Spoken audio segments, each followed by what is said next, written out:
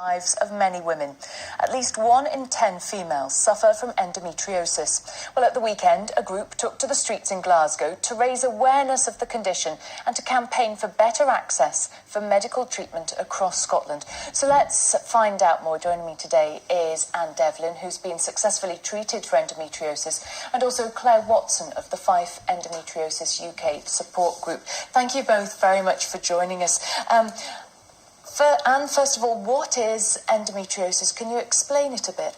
Certainly. Endometriosis is a condition with no cure that in a normal woman's life, within our reproductive system, the endometrial lining of your womb comes away every month in a period.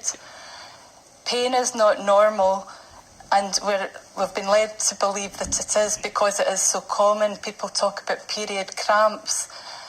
In a normal cycle, you have a monthly period, but in endometriosis, the endometrial lining of the womb travels out with the womb and travels to many other organs and systems within the body and wraps itself round your bladder, your pelvis, your bowel. It's even been found in the lungs and on the brain. And it's an excruciating pain, It's really terrible because there's nowhere for the endometrium. It's an inflammatory condition. It can. Some experts talk about it in stages, but the experts say that stage 1 can be as painful and debilitating as stage 4, and all that this staging does is see how far it has travelled. But the pain is excruciating, and it affects every aspect of every woman that suffers from its life. Claire, what was your experience? It took me over 16 years to be diagnosed with endometriosis. When I finally was diagnosed, after a year and a half of being put through the medical menopause, I was then told I had to have a hysterectomy. So what age were you when they said you had to have it? 33, had a hysterectomy. It's now, unfortunately, didn't help me at all. It's on my bladder, my bowel, my kidney. Constant pain every single day. So I've been doing my awareness side now for nearly 5 years, just to show girls that there is support out there. And there are an estimated 1.5 million women living with it in the UK. You were one of them as well, but they managed to find a cure for yours. I was one of the few women that I had the condition called adenomyosis, where the inflammatory tissue was only in the endometrium of my womb. It hadn't travelled elsewhere. And I had pain from the word go. Endometriosis can actually start before a period starts. If there's breast development, it's an estrogen-based condition. And I had pain from the age of 13 that started with a few hours.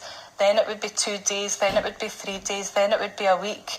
And for the last few years of my life, I would say the last 10 years of my life, I had pain every hour of every day. And they solved your situation by giving you a hysterectomy? Yes, and they didn't have the good techniques for diagnosing. I had endometrial biopsies. They can only diagnose endometriosis by sending it off to the lab, the tissue.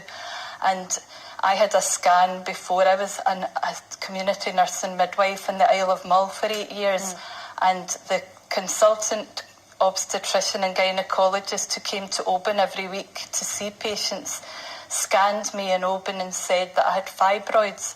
And then he did a hysterectomy in the Vale of Leven in 1998. And about 2 hours after I came round from the anaesthetic, he came to the bedside and said to me, "Anne, I thought you had fibroids, which are benign, non-sinister, non-cancerous. Another common condition, lumps within the uterus, the womb, that can cause heavy bleeding." But he said to me, "You had adenomyosis and I can see it's bulky. It's been causing you problems for a long time." Well, let's talk about this march that happened at the weekend. You were part of it, Claire. Yeah. What was it about? What were you aiming to do? Mainly awareness. I just think the more awareness out there, then there's going to be more funding put forward for research, so we could get better research into endometriosis.